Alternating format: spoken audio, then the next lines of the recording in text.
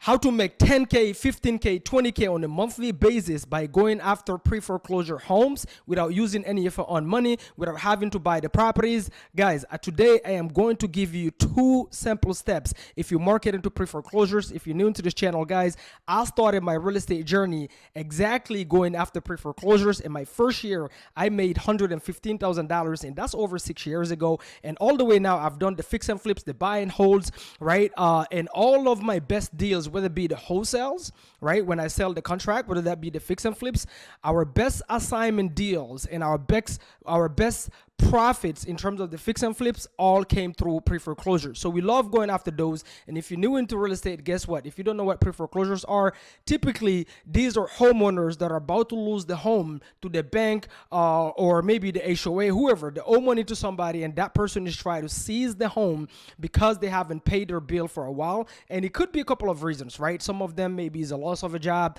Some of them it could be they're going through a divorce. Or some of them it was like through COVID-19, whatever the situation may be. It is a homeowner who hasn't paid for a couple of months, 3 months, 6 months, whatever, depending on the state where you are, and the bank is trying to foreclose on the property. So what you want to do is cash them at least 2 weeks before the bank take over the property, because once the bank foreclose on the property, now it's called a foreclosure, not a pre-foreclosure. That's like day and night. Don't conflate the two. So here's the first step. The first step when you're going after pre-foreclosures, guys, is that number one, obviously you want to go after off-market deals. You don't want to go on the MLS.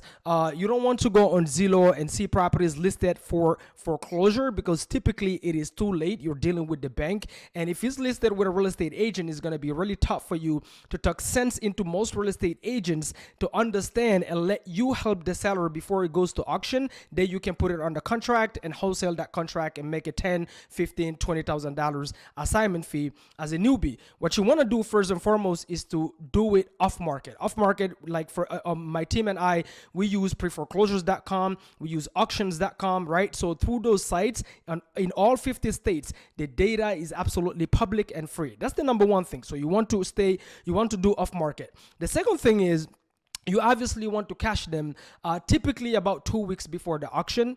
But the third thing, guys, is the critical step. So every single newbie that calls me and say, hey, or DM me on Instagram or watching my YouTube channel and say, hey, I'm really struggling to close my first pre-foreclosure deal.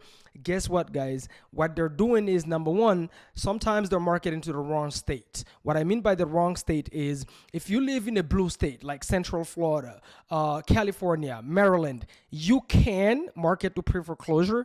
The challenge in those states, if it's a blue state, guess what, is what we call a judicial state. A judicial state is basically a state where it takes so long for the bank to foreclose on a homeowner that if you call them, typically there is no sense of urgency. There is no sense of, oh, I need help now, because we're in the problem solving business, right? So for you who's trying to find a homeowner, help them, and then in exchange, you get a contract and wholesale it, you're looking for somebody who's open to get the help. You're not trying to convince anybody, right, to let you help them. You're looking for somebody who's open for the help, and then it's your job to convince them that you're the right person to help them.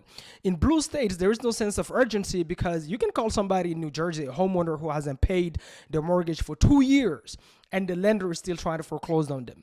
Same thing in Maryland, same thing in Central Florida. So the first thing that I've noticed is most people that are in judicial states, and guys, a simple Google search will tell you if you're in a judicial state or a non-judicial states, right?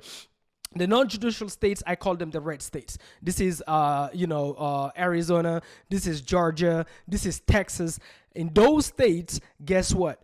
Is way more. So the process for the bank, by the time they send the notices to the homeowner and say, hey, you haven't paid your mortgage for a couple of months, we're about to take it over, and the time that they actually foreclose and take over the house, and that homeowner potentially find themselves on the street without a home, guess what? Typically it can range between 2 to 90 days max. So 2 months to 90 days. So it's a very fast process, and is also very aggressive. And so the homeowners on those states, they tend to be a little bit more motivated in terms of getting the help and being realistic. Now, is it going to be easy? Absolutely not, guys. That's one word I never use. It's absolutely simple, but it's not going to be easy. So now the great thing about real estate wholesaling, guys, is that you can even do it virtually. You don't have to move. Like right now, I'm sitting in my home office. I don't have to move from here. I can go on my computer right next to me right here, go on auction.com, preforeclosures.com, pull the data, go on truepeoplesearch.com. The numbers are absolutely free. If I cannot get hold of the homeowner, well, guess what? Truepeoplesearch.com literally give me potential family members, and I can also get their numbers on there, and I can just give those people a call and say, hey, I was looking for John, the owner of 123 Main Street. It seems like you guys are related. I was looking for him to try to help him because it seems like there's an ongoing situation with the bank. So you can virtually market to red states where you have a higher chance of getting your first deal the fastest way possible. If you want to do it, like if you live in Maryland, like that's where I started. I started in Maryland, so you can do it in Maryland. The only thing is I added Texas at the time as a virtual market. So I had two markets that I was targeted to give myself the highest and best chance to get my first deal the fastest way possible.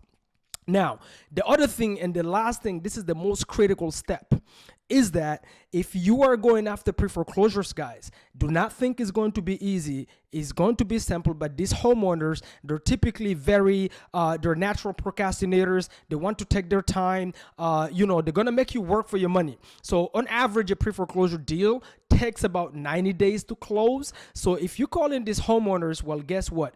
You typically, because your client, who's your client? Your client is going to be a cash buyer who is typically going to buy this property, renovate it, put it back on the market, and sell it for a profit. So a lot of the newbies, the mistake I see them doing is also they're so wide when they're marketing to pre-foreclosure. So when I say wide, meaning if I was calling a high equity list or I was calling absentee owners, I can just call any random owner and hoping to land on somebody who's motivated. So it's a quantity game. The more people I call, the higher chance of me getting a deal. Pre-foreclosures is the absolute opposite. Is a quality game over quantity.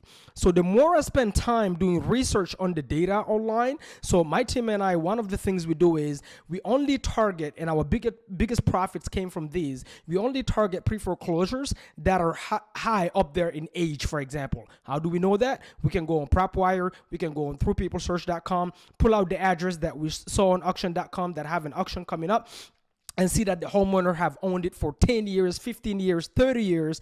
And also they're on the older side. It literally give you the age. And oftentimes, guys, we have pre-foreclosure mixed with probates. What does that mean? Is either they already passed away, so we track down the family members. Those are the most juiciest deals that we get. We have one closing right now in a matter of 3 days, right? Is exactly, we had to go and find the son because the lady had already passed away.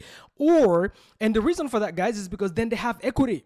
If they've owned it for 20 years plus, they have equity. There is meat on the bone, right? The numbers will work to where not only you can make your assignment fee, but your end buyer, when they buy the property also and put money into it and then renovate it, they can also make a profit in the back end. On top of, you have cash to seller, closing costs, all of that. Guys, I've made a whole playlist explaining exactly how you underwrite this kind of deals on my YouTube channel, so make sure you check that out.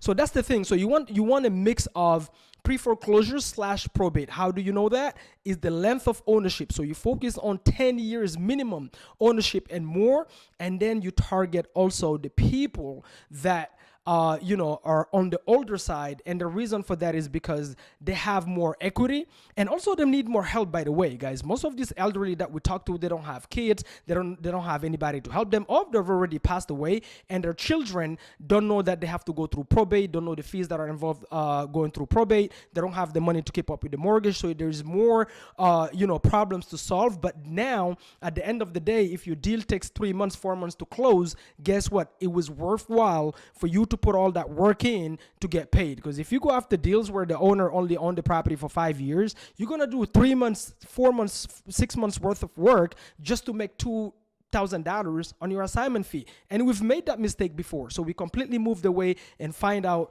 that, you know what, we always want to go after pre-foreclosures that are potentially also a probate, and the way we do that is by targeting the people with the lengthiest with the longest ownership and up there in age. All right, guys, I hope this video was helpful to you.